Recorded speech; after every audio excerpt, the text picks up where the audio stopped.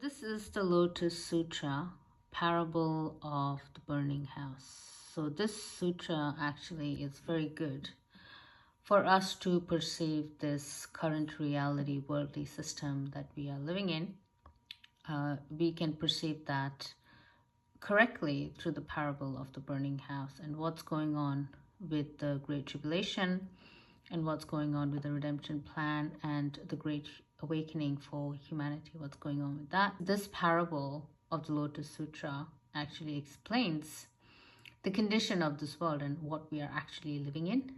So I want to share this with you briefly, but you can read the whole parable on your own.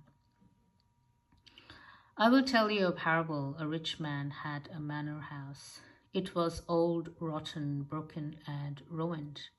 The house was about to collapse. The lower parts of the pillars were rotten, the beams and ridgepoles tilting and slanted, the foundations and steps broken, the fences and walls corrupt, the plaster of the walls peeling, the rush thatched on the roof falling, the rafters and eaves spilling out of each other, the hedges around the house bent, and refuse and debris scatter all over. In this house lived 5 people: kites, owls, crested eagles, crows, magpies, dove, pigeons, lizards, snakes, vipers, scorpions, millipedes, wall lizards, centipedes, weasels, badgers, mice, rats, and poisonous vermin were moving about. Maggots and other vermin assembled on their excretions, scattered all over in the house. Foxes and wolves and small foxes were crawling on corpses, biting them, chewing them, and dismembering them. So this is the actual picture of this reality, this worldly system, this entire planet that we are living in can be summed up and described as it is described in the parable of the burning house. So this is the reality that we are living in. In order to save them from burning to death, he told them of the dangers of the house. There are demons and poisonous vermin there. Flames are already spread all over. Many sufferings are coming, one after another, endlessly. There are poisonous snakes, lizards, vipers, yakshas, kumbanda, demons, small foxes, dogs, crested eagles, kites, owls, and centipedes here.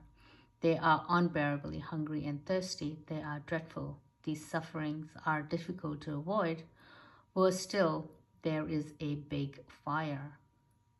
Though the children heard his warning, they were still engrossed in playing. They did not stop playing because they were ignorant. So the man was warning them about the situation of the place they are living in, but the people were engrossed in playing and did not heed the warning, did not hear the warning. The rich man thought, they are ignorant. My anxiety deepens. There is nothing pleasant in this house, but they are engrossed in playing. They do not listen to me. They will be burned to death. At that time he thought of an expedient. He said to them, I have many kinds of toys. There are beautiful carts made of wooden treasures. There are sheep carts, deer carts, and large bullock carts. They are outside the gate. Come out. I made those carts for you. Play with them as you like. Hearing of the carts from him, they ran out, striving to be first. They reached an open place. They were now free from the suffering. Seeing them come out of the burning house to the safe crossroad, he sat on the lion-like seat, and he said to others with joy, I am happy. These children are difficult to bring up. They are young and ignorant. They entered the dangerous house. In that house were many poisonous vermin, many dangerous mountain spirits, raging flame, and big fires rose from the 4 sides of the house at the same time. But my children were engrossed in playing. Now I saved them from the danger. Therefore I am happy.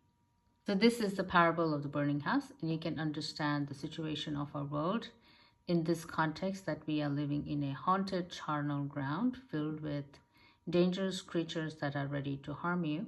and that you believe that house is, this world is a beautiful, evolving reality, but it's not. It's the exact opposite of what they claim it to be. So you have to see this world in this way, as it is described in the parable of the burning house. You have to see this world in this way, and you have to take the instructions, the spiritual instruction, in order to appropriately know how to exit this haunted reality, this charnel ground, this burning house that we are living in.